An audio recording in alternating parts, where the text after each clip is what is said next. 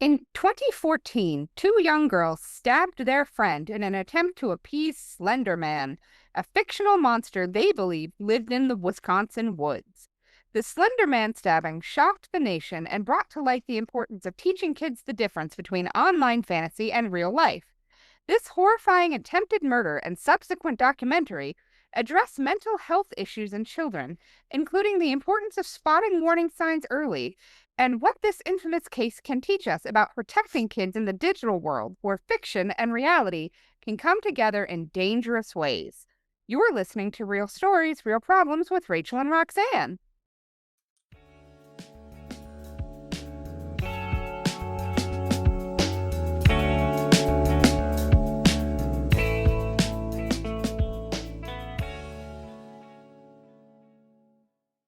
Rachel, how are you doing today? I'm good, Roxanne. How are you? I'm so excited about this. I know I say this every week, but our podcasts keep getting better and better. I've done extensive research about this particular subject. So when you suggested us doing it, I was like, yeah, let's go for it. Yeah, I'm very excited about this one. This was filmed in 2016. And in 2016, that was the International Atomic Energy Agency announced that Iran had adequately dismantled their nuclear weapons program. And that meant that the United Nations allowed them to lift sanctions immediately. There was an earthquake of 6.6 that struck the southern Taiwan area, killing 117 people. And that was also the year that a gunman opened fire at a nightclub in Orlando, killing 49 people and injuring 53 others. So in the wake of all of this that was happening in 2016, we got this documentary about this crime that had happened a few years earlier. But this came really pretty close on the heels of the actual crime. Right. And this had a lot of footage of the court cases as they were, sitting in court and arguing with, judges and doing the thing. So they knew they were making a documentary about this almost immediately. Oh, the police interrogation footage of the girls was enough to say, yeah, they're doing this for posterity. Yeah, and I have some opinions about the police footage. Oh, by all means. So this documentary, it's called Beware of Slenderman. And for those people who don't know, Slenderman is a fictional monstrous creature that was created on a creepypasta, which is a website where, you can go and tell these short little fictional stories, and it kind of can become a meme and a life of its own. But for whatever reason, Slenderman really took hold in the mind of so many people who were on creepypasta, and it became its own fan art thing, known throughout the world. And essentially, Slenderman is like a modern version of death. Death or the boogeyman. Yeah. He's a supernatural creature that is apparently described as either 6 or 14 feet tall, but he's very, very tall and slender. And he's wearing a black suit. A black suit, right? And he's got perfectly white face, no facial features, just like a white blank. Right. Like if you've ever played the original Animal Crossing on the GameCube, you remember the cat that the face would disappear and you would have to draw his face on? Yes. Yeah. Oh, that's right. That's exactly the way it was. Yeah. Except for this is not a cat. This is a 14-foot tall guy. Yeah. So, yeah, this is a thing that had been around for a while when these girls kind of stumbled upon it. And the documentary opens with running through the woods, kind of like, Blair Witch Project-esque, and they're chasing what appears to be the Slender Man. And so they're showing you this this footage, and then they roll into a text block that says, May 31st of 2014 in Waukesha, Wisconsin, at 9:50 a.m., the police got a call that a 12-year-old girl had been stabbed and left for dead.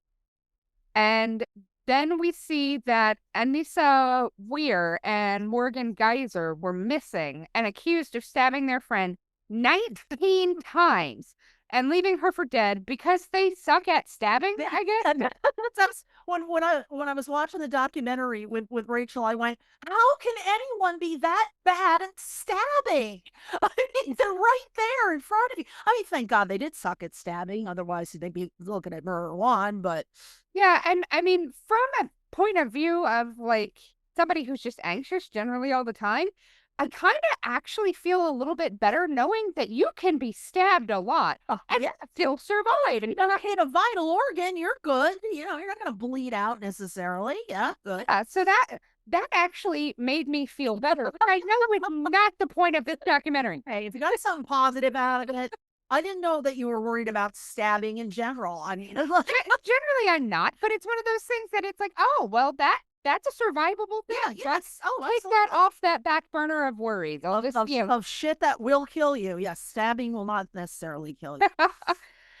And so they're showing these, little bits of, these girls are missing. There's news footage that's kind of coming in here, and then they're talking about creepypasta, and that these girls essentially were trying to prove that Slenderman existed, that they were trying to sacrifice their friend to Slenderman. Right. And as the documentary goes on, you find out that's because they believe that if you kill somebody, you then can become a proxy. A proxy. Right. A Slenderman proxy. And you get to live in, and I swear to God, this is what it's called, the Slender Mansion. Yeah. Yeah. Oh my God. I had to pause the documentary when they got to Slender Mansion because myself and Rachel's whole family completely lost it at Slender Mansion. And they believe Slender Mansion is in the middle of the woods in Wisconsin. Okay. Like, I don't know why they determined that the Wisconsin woods is where Slenderman would hide out. Yeah. But, whatever. As much as a 14-foot, being with a white blank face can hide out, And so then they're showing footage of the police questioning these girls, Morgan and Anissa. And they keep saying, I didn't want to do this, but I was afraid of what would happen if I didn't. That Slenderman can be up to 14 feet tall, and he can explode tendrils from his back and strangle his victims. And he can read minds, and he has teleportation skills. And they truly believed that Slenderman was going to kill their families if they did not kill their friend. Like, that was the question of, did they actually believe this? And from what I saw, yeah, it seemed like they really, truly thought that Slenderman was coming for their families. Right. But how they came to the conclusion that they had to kill someone else to keep Slenderman from coming to them and hurting them or their families, that was never really explained. I don't think it's in any of the Slenderman creepypastas. Well, I mean, I am not a Slenderman aficionado. Like, I've not read the Slenderman stuff, so I'm sure something out there indicated this or gave them this idea that this is what you had to do. But this was what they were trying to do. They really thought that they were protecting their families by stabbing their friend, Peyton. Right. And when they talked to the little girl that had been stabbed after she was in the hospital and all of that, she said that she wanted Morgan, the one who did the 19 stabbings, to go to jail for the rest of her life. And her Anissa, the one who stood and watched and kind of like guided through this, should also go to jail, but not for as long because she just stood there while Morgan stabbed her. Right. And then at this point, after they've kind of introduced all this, we get into baby videos and childhood videos of Morgan and Anissa, and we talked to both of their parents, which was crazy to me. Yeah, absolutely. I mean, as a mom, if my daughter were on trial for something, I can't even imagine. She would not be. No, like, she's not that kid. No. But if she were, there is no way on God's green earth that I would be talking to a documentarian or putting myself on video or submitting childhood photos and videos to like, I understand probably that they thought this was their opportunity to make their case that their kids were not monsters. And I get that that's probably where they were going with that.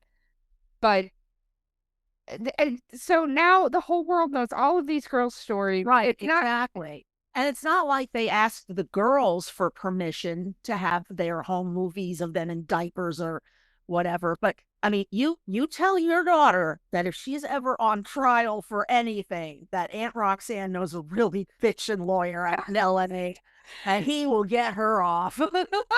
I will let her know. Yes. But yeah, so I did make a note that I thought it was pretty funny because at one point the documentary started making the same noise as my phone alarm, so I kept looking at my phone to see what's going on. I remember. But they talk about Morgan was the focus of the beginning of this documentary and about how she never really cared what people thought and she just did her own thing and she never reacted in ways that you expected her to. She didn't show empathy for like movie characters and stuff. So they were kind of setting it up so that you have this idea that there's something wrong with Morgan was the start of this. And then they start, they're talking about her parents, that they were aware that she was interested in Slenderman, but they didn't really see any harm in it. Right. It's just a story. And I mean, my daughter is obsessed with the Japanese ningen, which is like a underwater whale cryptid that in Japan, like I totally get your kid has a weird interest and you're like, yep, that's fine. I was the same way. I got obsessed with things when I was a preteen and when I was a kid. Oh my God, it must have driven my parents crazy. Oh my God. I was in Texas and I was out in the middle of like a relatively, city area. And so I couldn't go like cryptid hunting. Right. But if I had been out in the woods, I'd have been looking for chupacabras every week. If I had been in Jersey, I'd have been in the woods looking for the Jersey Devil. Like, I get it. I never saw the Jersey Devil. Lived in New Jersey for over 50 years. Not one devil sighting, man. But I totally get that this weird, creepy thing. I want to know about it. I want to learn about it. Even knowing that it's not real.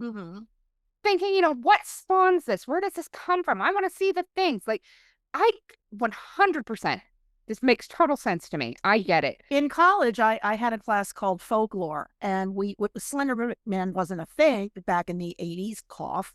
But that's the sort of stuff we learned about through oral. We talked about the chupacabra and the Jersey Devil and just like the lore that gets handed down generation to generation and how it changes, because maybe great Aunt Tessie didn't hear, didn't hear right. And so yeah, Slenderman falls right into it, and the digital age, that makes it 10 times more prevalent. Yeah, and especially with the ability to create videos and use like digital tools to edit them to make them look. Nothing like that could have been done in the 80s. There's no way. And people really buy into that. I mean, even in the original, what was it, the 30s, the guy who got taken in by the fake fairy photos. Oh, the Coddington Fairies. Yes, that was 1925, and you're talking about Arthur Conan Doyle of Shakespeare, of Sherlock Holmes fame. He did a brilliant man like that, and he went to his grave. Yep, it's swearing that these pictures were proof that fairies existed. And even when the girls eventually admitted, we set up pictures and I cut out, they were images. Kind of cardboard things that well, photography was also very new at the time. There was no color photography, and the plates that they used, they didn't use film, they used plates and the subject had to stand still or, for several minutes, which is why everybody looks miserable in old timey photos because they're like, are you done yet? So I mean, if a brilliant man like that is capable of being taken in to the point that he published it in Strand magazine, which was a forerunner of supernatural magazines or astrology magazines like Fate and the stuff that we have today.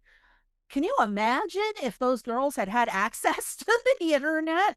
Oh yeah. I mean, they could have started a religion at that point.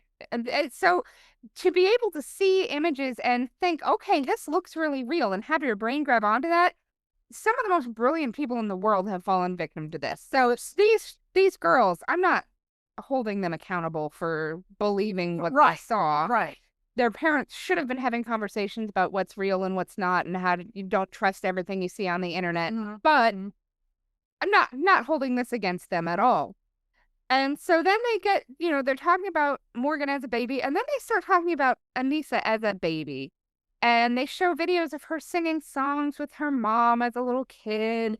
And that, they talk to her dad, showing videos of her in choir concert, feeding her cat because she's in jail, so her cat misses her a lot. It does. And, they're going on this. And Anissa actually, her parents had limits on her internet access.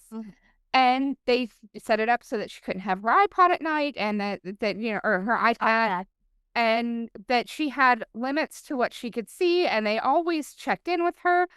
So it never occurred to them that she was doing anything weird.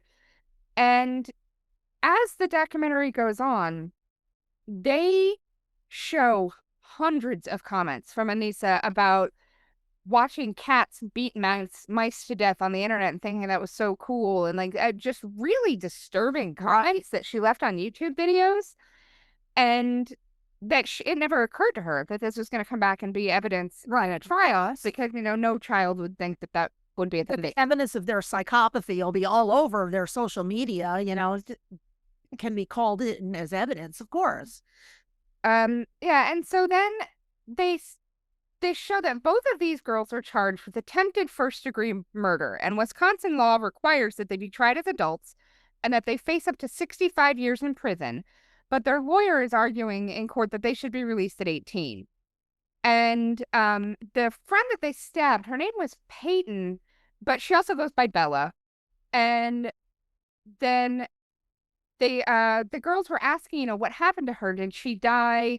I'm just wondering, as they're talking to the police, about what happened. And it is striking watching these girls sit and be questioned by police officers.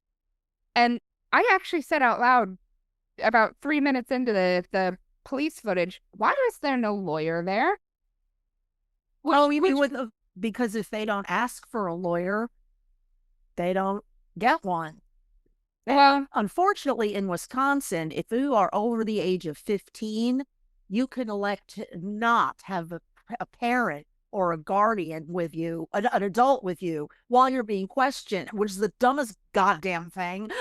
I mean, come on. I'm 58, and I want somebody there with me, too. Well, and what happened is these girls were 12. This happened at a sleepover for a 12th birthday party.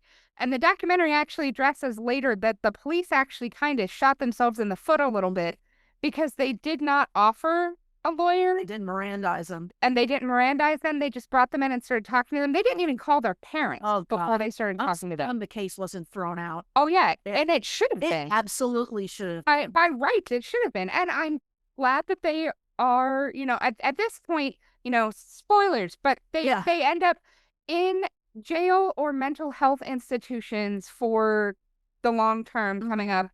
And so these girls are in for like long-term prison. Right. I cannot imagine the anger that they are probably dealing with, even though they should be there. Yes. Committed this crime. There is no denying that they did this thing, but that their legal rights were violated. They were supposed to have legal representation there, and they didn't. And I would have lost my mind if they brought my kid in and had her confess her crime without me there. Oh yeah. The anger. The thing was, a lawyer wouldn't have done much good in the interrogation phase, because they were all about confessing.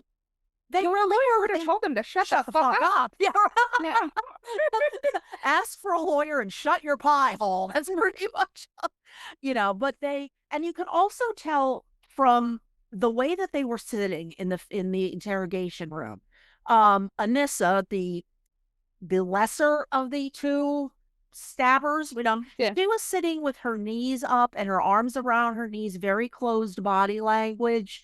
Morgan, who is just out of her mind, I think she was very open, very, and just said the whole thing. I know, well, yeah, we did it in order to appease Slenderman.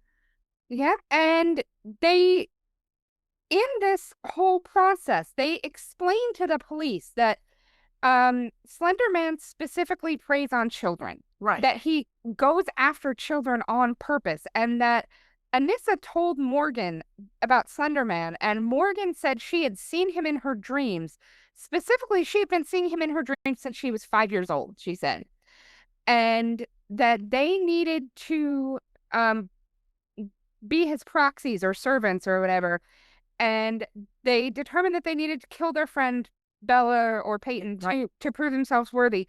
And so they planned this. Oh, this was premeditated, which was what made it first degree. Yeah, they organized a sleepover where they were going to kill her and leave her in a bed to be found later. And then they decided that they couldn't do that because she would scream and wake people up. So they ended up telling their mom that they were going to the park.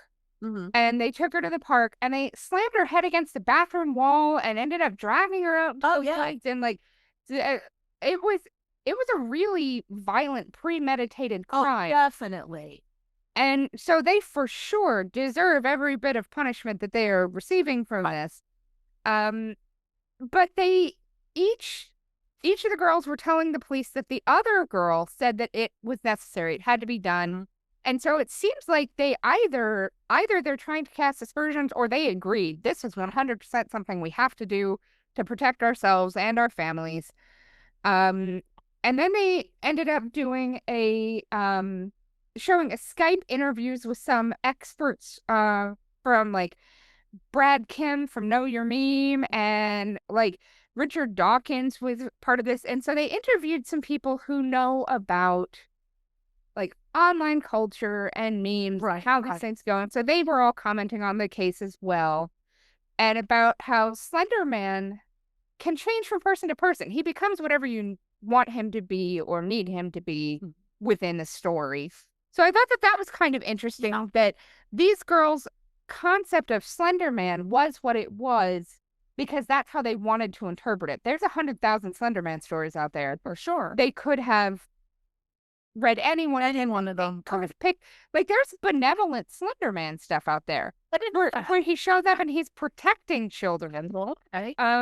And they didn't lean on that. They leaned on we got to kill somebody to appease angry Slender Man.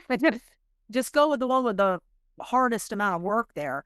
But what's interesting, though, is psychopathy or mental illness of any kind is very, very difficult to diagnose in children because kids are weird.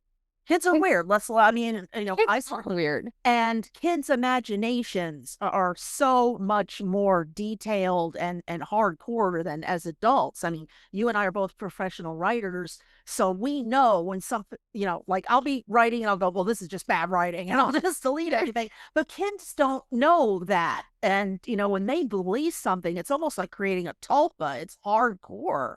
And, at what point does an imaginary friend turn into a schizophrenic hallucination? There's really no line of demarcation. Well, and it can be so weird for people who are not directly involved with that kid to interpret things. Sure. Like, I know that my daughter, when she was little, there was one time we went to the grocery store and we must have been watching Wild Kratts or something with like nature and this, and so she wanted to pretend to be wild kitties that were killing our food as we were going through the grocery store. A little violent, but no harm done. But anybody who would have heard her say that would have had no context that it came from an online cartoon. And, just to put it out there, Wild Kratts, I also had to explain to her that you should not rub anything you found on an animal on your own body. Ew. Because there was an episode where the Wildcats fell on a hippo.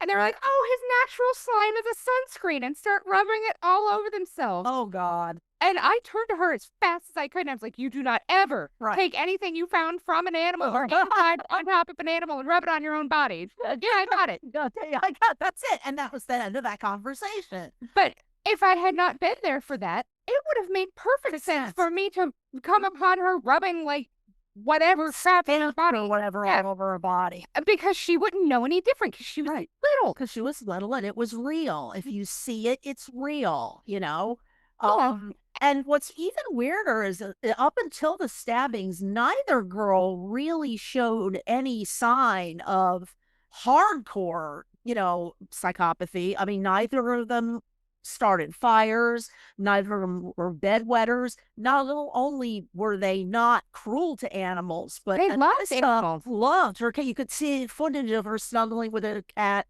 And I just broke my heart that the cat, when she went to prison and couldn't be with the cat anymore. Because that's the takeaway from this, people. If you stab someone and go to jail, they will take you away from your pet. Yes, exactly. So, yeah, going through all of this, parents know you're kind of directly there with your kids, but there's stuff your kids are exposed to that you're not there for. And for some parents, they tell their kids white lies because they think it's funny. I still remember my dad when my brother and I were kids. My brother's several years younger than I am, and my dad convinced my little brother for a solid tick that blind people could drive. That's what the bumps on the road were for. That said they could feel where the lanes were, and that your seeing eye dog was supposed to sit in the passenger seat and bark to let you know when the light was turning red. So my little brother, who was like 5 at the time, totally bought into this for probably a week or so until my dad was like, "Yeah, no, that was me being silly. I'm sorry. I didn't mean to make you think." My dog barking was really what made it for me. I mean, that little detail, I am very pleased with that. This is why I don't have kids. Okay? I would just fuck them up. But yeah, so kids, like, they see something or they hear something and it feels like it's coming from an authority. There's no reason they would ever not believe that or have any reason to question whether or not that was real. And granted, these girls were old enough that they should have known the difference. They were 11 at the point when they were starting to plan this stuff. Mm-hmm. And 11-year-olds know the difference between right and wrong. But there is some nuance to this as they're going through the documentary. Mm-hmm. And they're talking about, Slenderman and all of the ways that he is kind of depicted and how he's kind of like a modern day version of the Pied Piper of Hamlet. Yes. This mysterious figure, is it evil? Is it good? Is it harming children or taking children away from people who are harming them? Right. What do we know? And so they made that, reference to Grimm brothers similarities and how Slenderman is kind of a modern take on these things as they're in between the girls being questioned by the police and seeing them on the stand in the courts. So we're seeing all of this. And it just really was fascinating to see how they broke down the myth of Slenderman. And did they mention anything about whether or not Slenderman interacts with adults? I forget. Or is it only kids that can see him? My understanding is that it was only kids who can see him mm-hmm. or interact with him, and that he can be right there next to you, and if he doesn't want you to see him, you won't.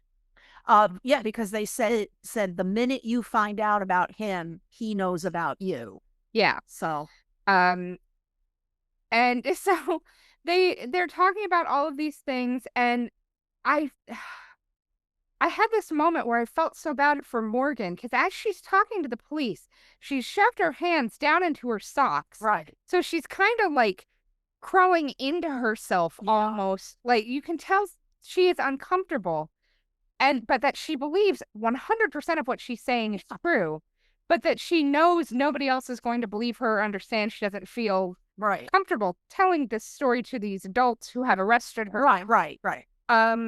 But you can see that child, like, not understanding how to present yourself or be and sit and have a conversation when you're emotionally, like... My God, absolutely. Especially, she's in a corner. That's where they put the interrogees, literally in the corner. And the cop leans in a little bit, or the detective leans... I mean, it's classic Reed technique in, interrogation.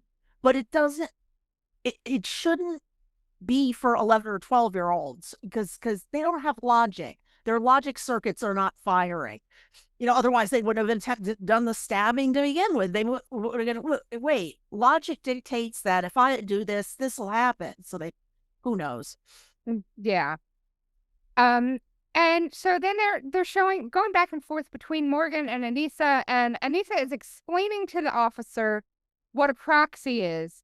And the officer's asking for more details, and she says, "I don't know. I just know what the internet told me." Yeah. Which is a scary thing to hear Mhm.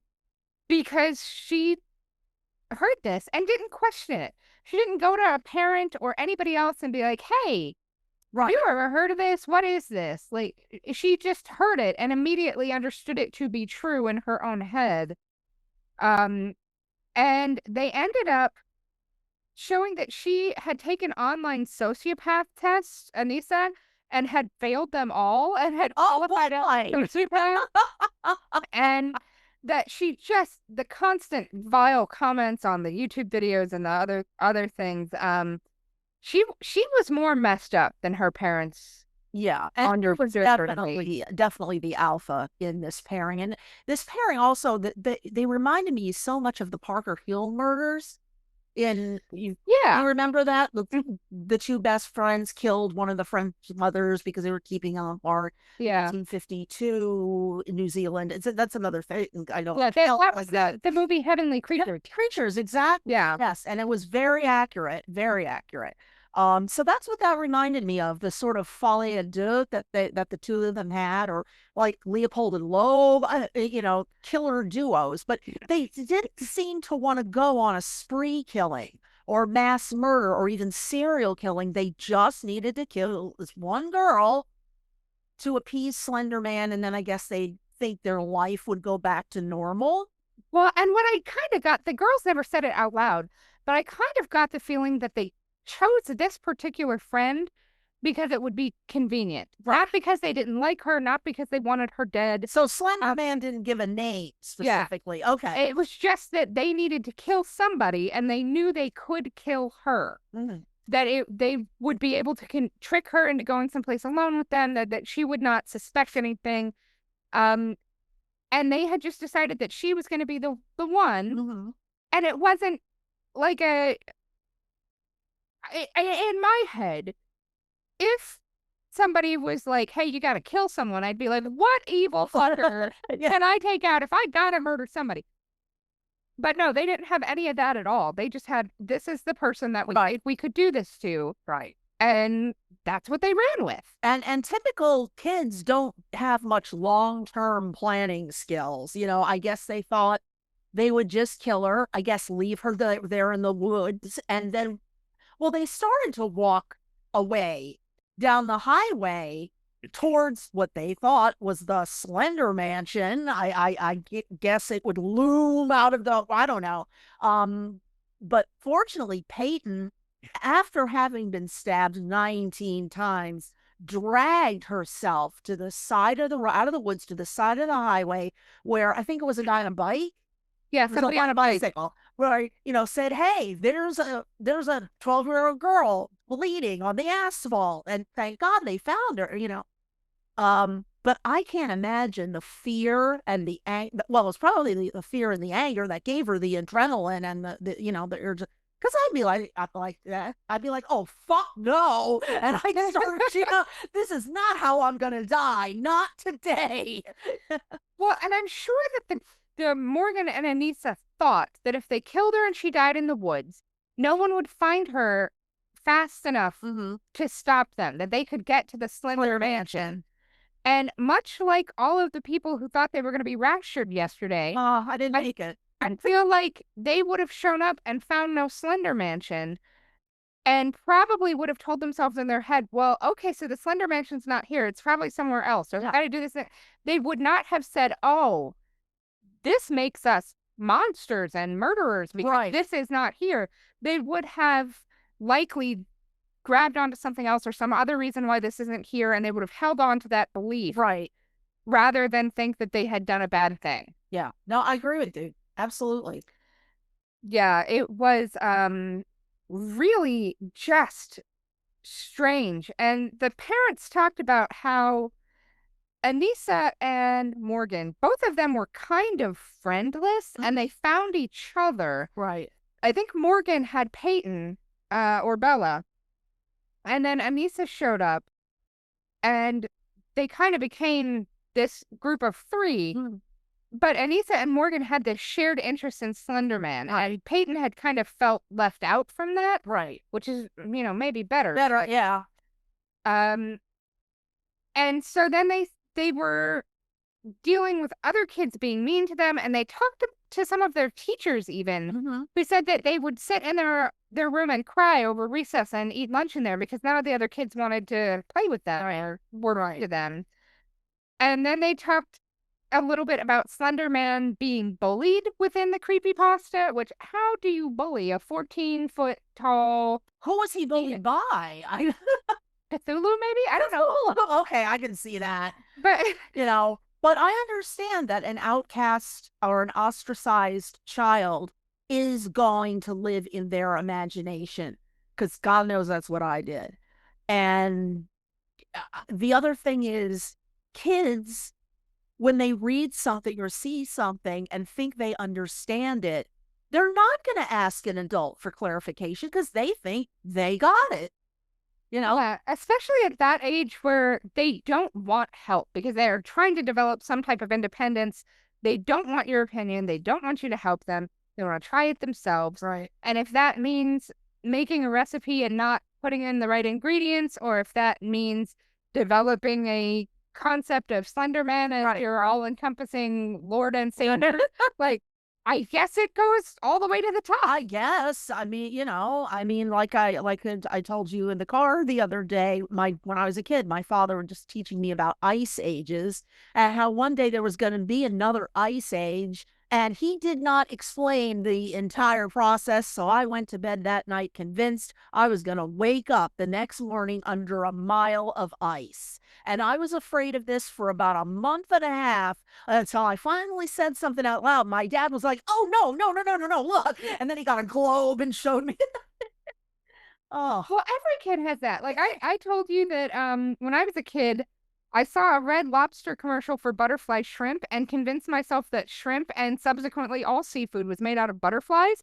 Okay. Did I ask an adult? No. I just assumed that I had gleaned correct information from TV. I can see that. And thank God that that's all it was. And it wasn't that I should murder my friend. Yeah, I'm glad you stopped at the shrimp thing. That's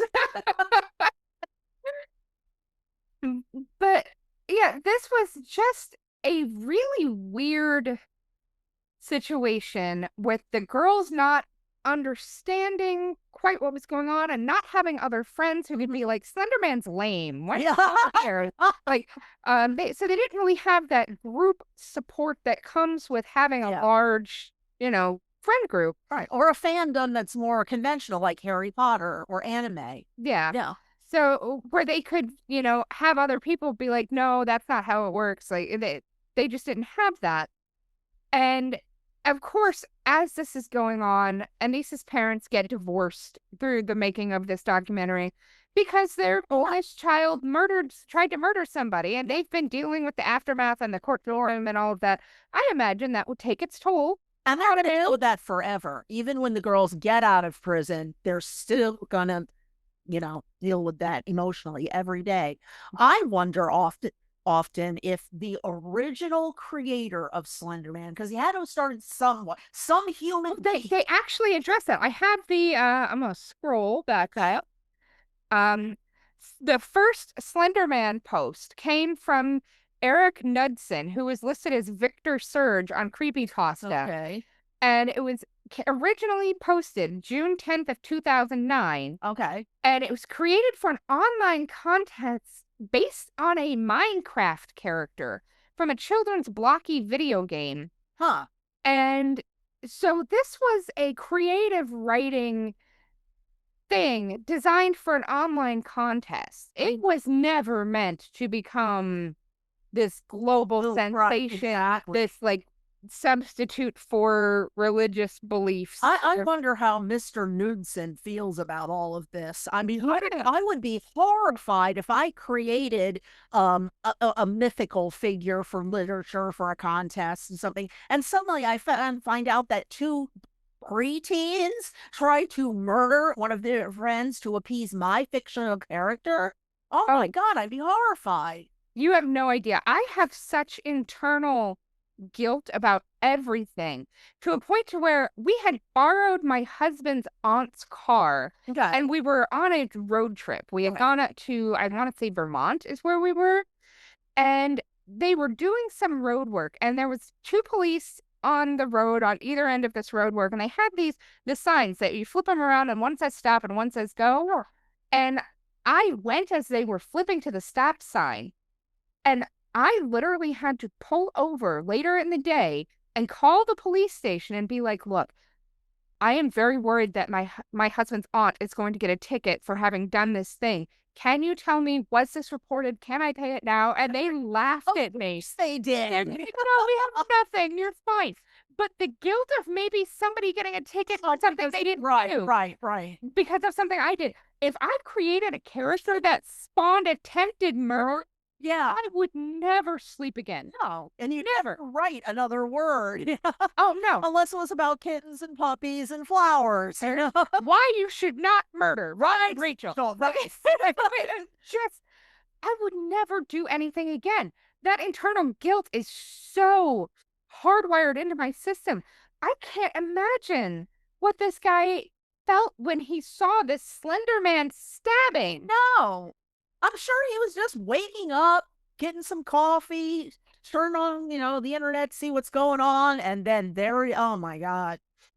Oh, oh, that poor guy. Yeah, Like, I know. I kind of want to find him and talk to him. that we will do that after we podcast. Yes. We'll look him up. But yeah, so they're going in this whole thing, and they're talking about how the girls are now in holding facilities and that they can meet with their parents twice a month, and that's all the contacts they get. They can't meet with siblings, they can't meet with friends. Their parents can come twice a month, otherwise they're in these facilities. They don't even have windows, they can't see outside. So they are essentially imprisoned in juvenile detention, and they show Anissa's dad taking a phone call from her from the prison. This had to be a $40 phone call. It went on for a while, talking about, this is what's going on, and this is the thing, and this is how the food is, and how's my kitty, and like normal kid stuff. And one of their friends who had been in juvenile detention with her, Tyler, was there with her dad to take this phone call. Like, she had developed this friendship in juvenile hall, which I think is actually kind of sweet. Yeah. They're all in the same boat, more or less. And especially because, obviously, Anissa and Morgan are not going to be put together in detention. When you commit a crime with somebody, they don't keep you together. No. They're not like, oh, look, it's Sid and Nancy at the juvenile hall.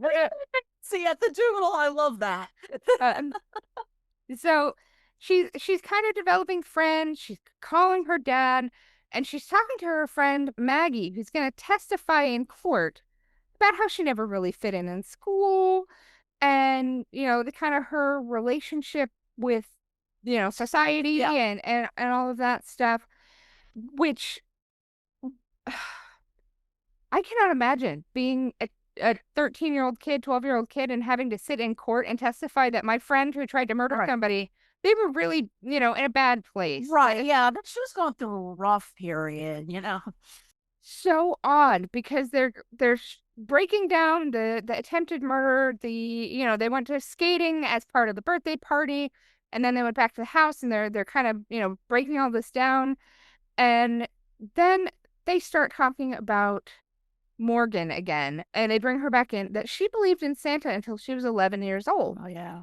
That Morgan, specifically of the two of them, holds on to things. She believes in a lot of stuff. Oh, yeah, she digs in with both heels. Yeah. And then they're talking about, Tyler, the inmate who was in there, talked about how the girls really did believe Slenderman was real. Yeah. Their story never wavered. When they were talking to other people in the juvenile detention, they held on to that in a very real way. And so when they start talking about, well, what is real? Slenderman works in kind of the same way that Santa Claus works, and kind of the same way that the Tooth Fairy works, and all the campus or, yeah. I remember once a psychiatrist was asking me the typical questions that psychiatrists asks, and he said, "Can you see or hear things that I can't?" And my logical answer was, depending on your visual acuity, yes. But I knew what he Yeah. wanted me to say. And I said, well, no. And then I asked, but how does, like, if a person with schizophrenia really did say, like, see King Charles sitting next to you, aren't those very real to them? And he goes, yes. And he says, in that case, they would see King Charles, but they would also know logically that King Charles would not be in this interrogation room in America with a detective and a psychiatrist. It just doesn't make any sense. So the person would say, yes, I see King Charles, but I know he's not here. And I think that's sort of like what these girls were thinking in their heads. Yeah. For me, like, I don't know how you would even know what somebody else is and is not seeing. Yeah. Like, I guess if you're in this white cell room and Right, you and a right. table and this doctor, you could then say, well, in this white room, Right. these are the things I see. Yeah. But if it's you and me and we're in a park or a Walmart or whatever, or Yeah, exactly. how would you know that somebody else wasn't seeing what you were seeing? Well, interestingly, when I was in college in the late 80s, I had a friend who was a hallucinating schizophrenic. And he would occasionally ask me, like, I see a drummer on the corner. Do you see that? And I would have to affirm, yeah. But on a college campus, there's so much weird shit going on that, yeah, actually, there is a klezmer band down the street. It's like, you're not making that one up. What a hell it must be to live like that.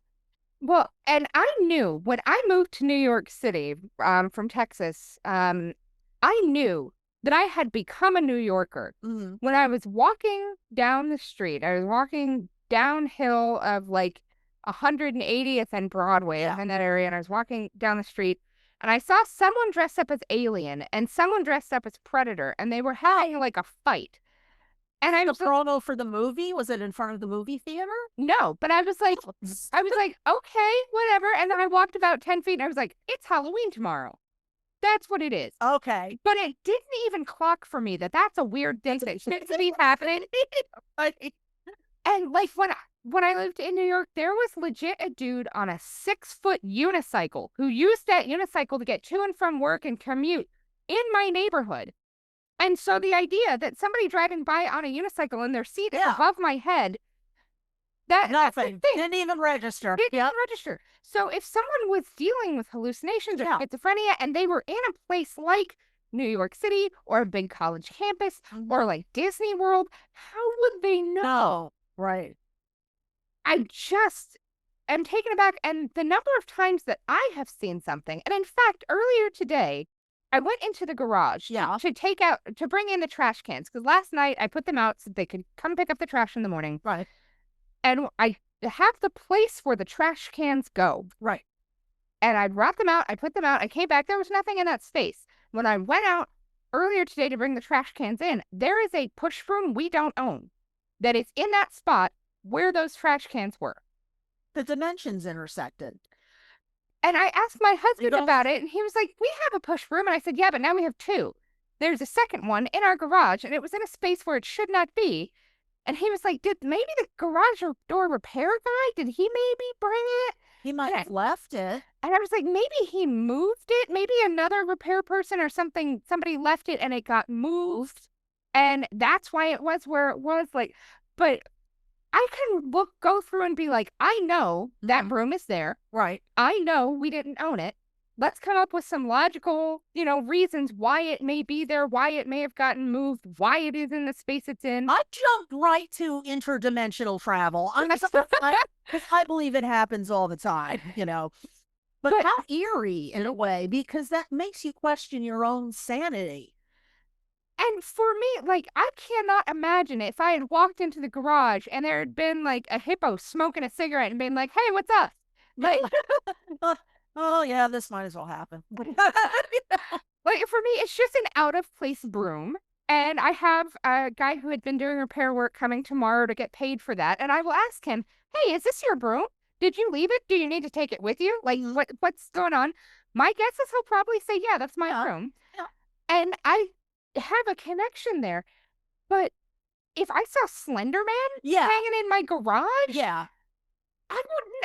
I don't know how these girls handle this because as They weren't on drugs, so you can't blame, mind altering substances. They weren't even on any psychiatric meds at the time.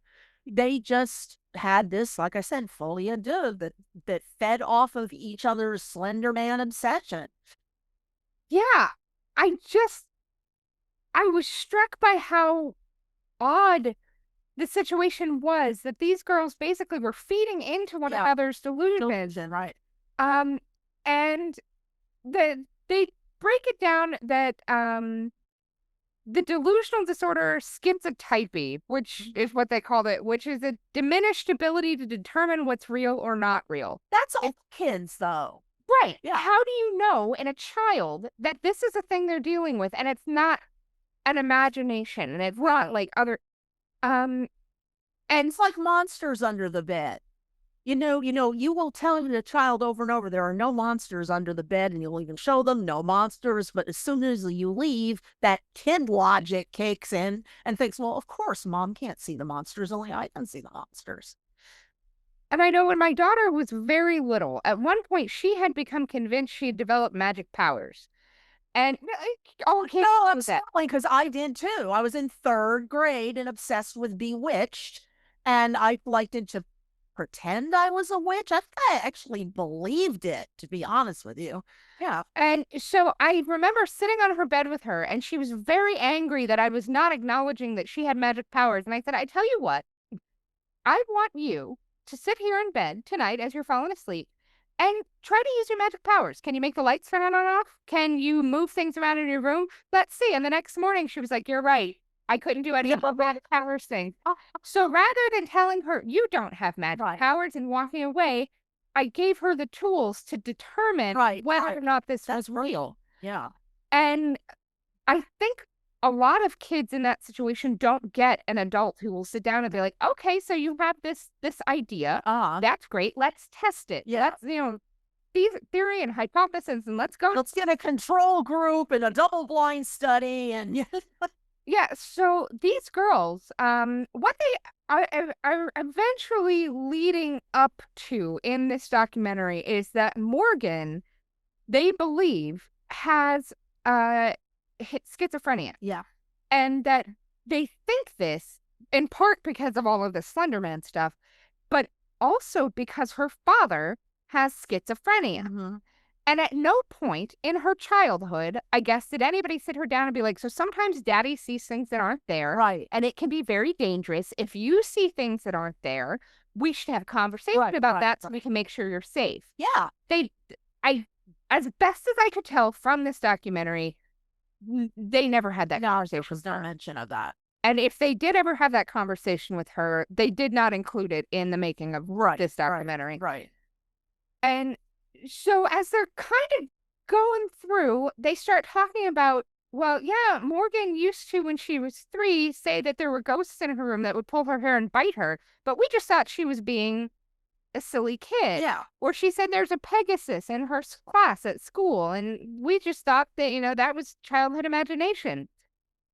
But I gotta say, if I knew my spouse had Right. schizophrenia, or if I knew I had schizophrenia and my kid came to me and was telling me these things, I would be concerned. Definitely get to a child psychologist, explain the genetic connection, and they would proceed from there. Yeah. Um, I just was taken aback by how much they just let go. Mhm. And this is where I think the financial end of things comes into it, because if you had a surprise baby that you weren't expecting, Yeah.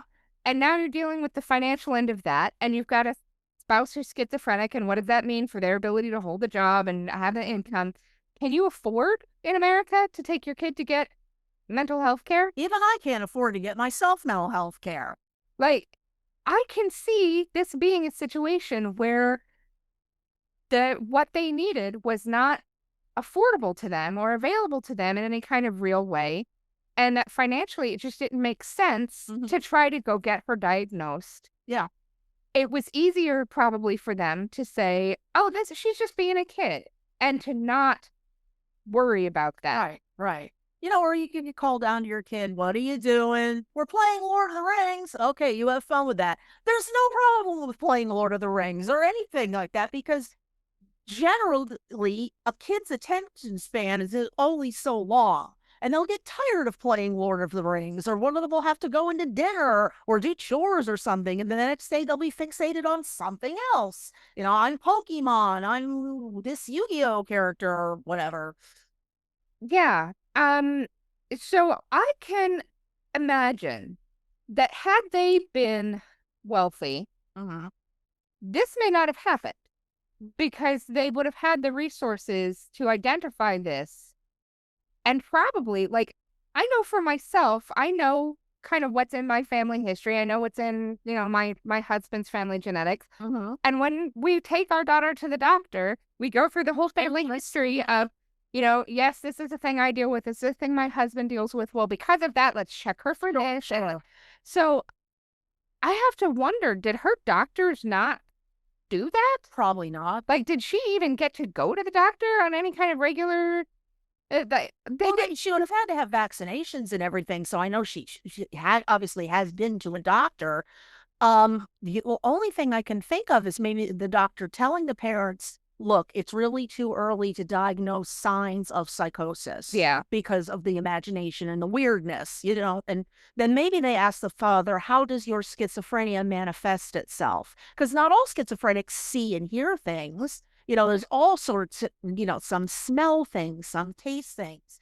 Well, and not every schizophrenic has angry, murderous things. No, the vast majority do not. And from what I've read, this is largely cultural. Places in India and parts of Africa, people with schizophrenia have really positive interactions with their hallucinations, and they're almost like revered as like special religious situation.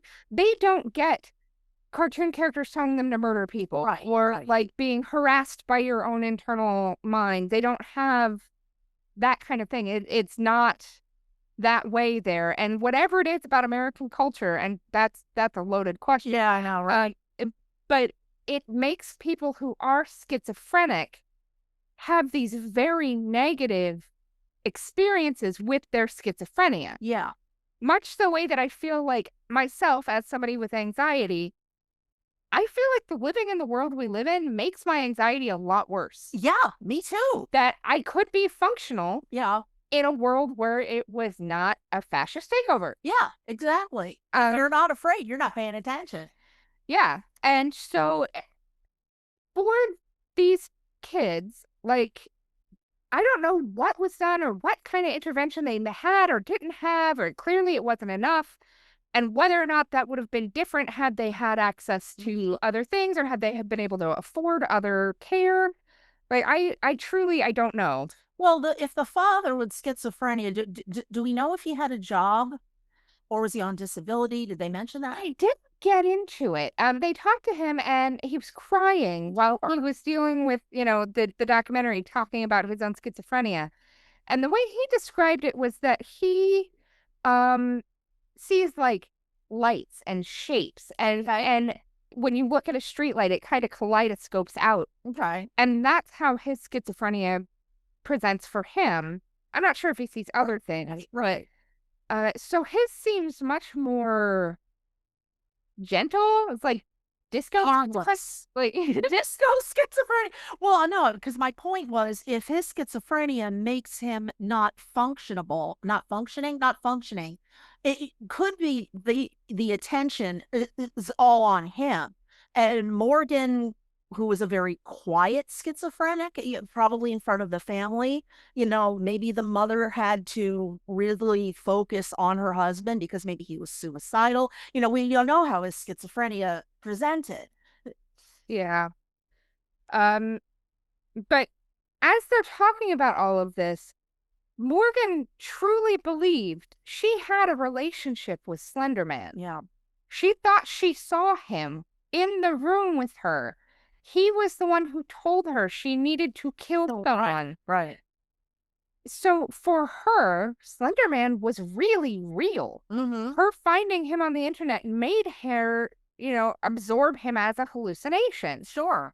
And so when they're asking Morgan, what if Slenderman doesn't exist, as in the court, and she pushes back and she won't accept it, and she believes that she's communicating telepathically with Slenderman, that this is what's going on in her head and that this is real.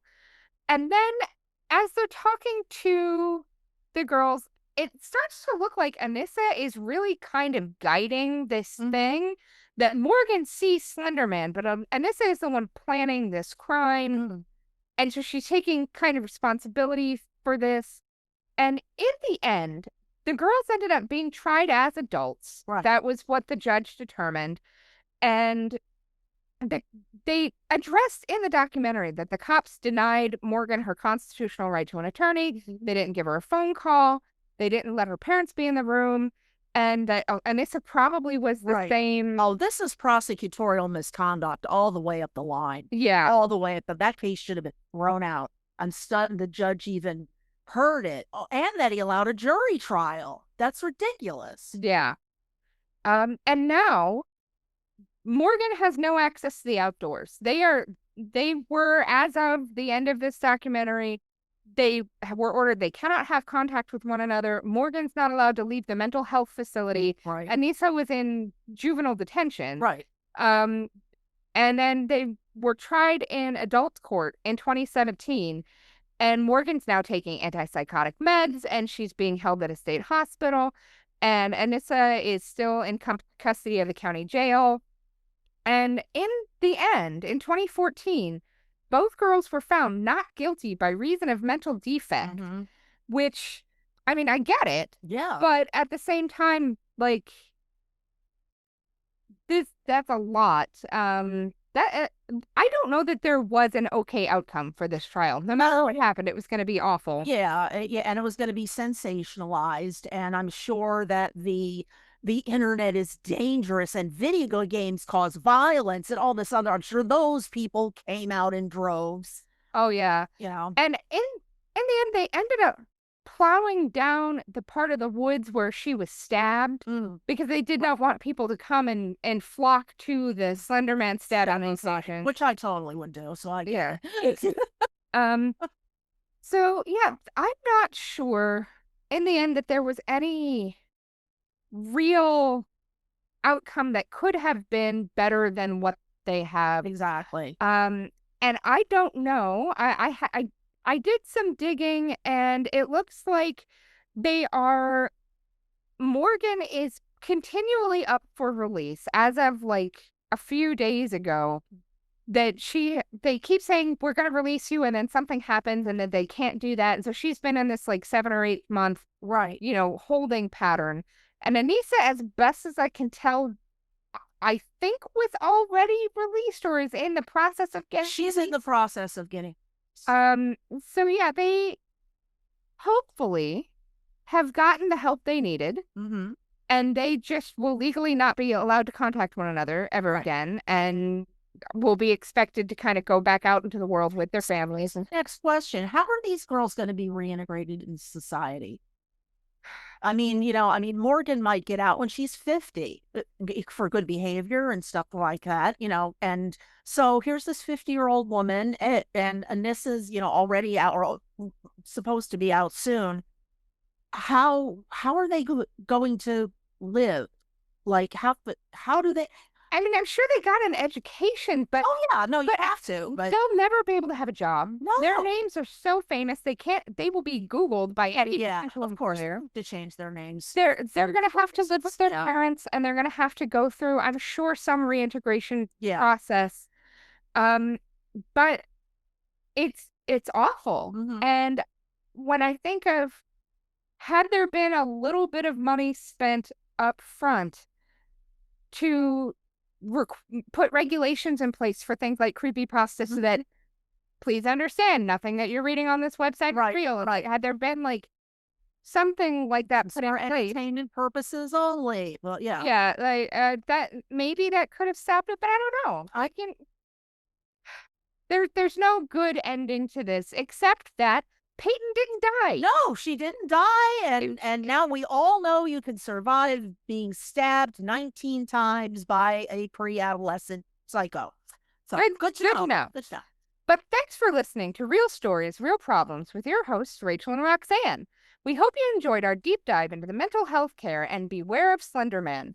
Join us again next week for a glimpse into another Halloween-themed financial problem and a documentary all about it. If you enjoyed our show today, please remember to like, subscribe, and leave us a review on your podcast app. Thanks for listening. See you again next week. Bye for now.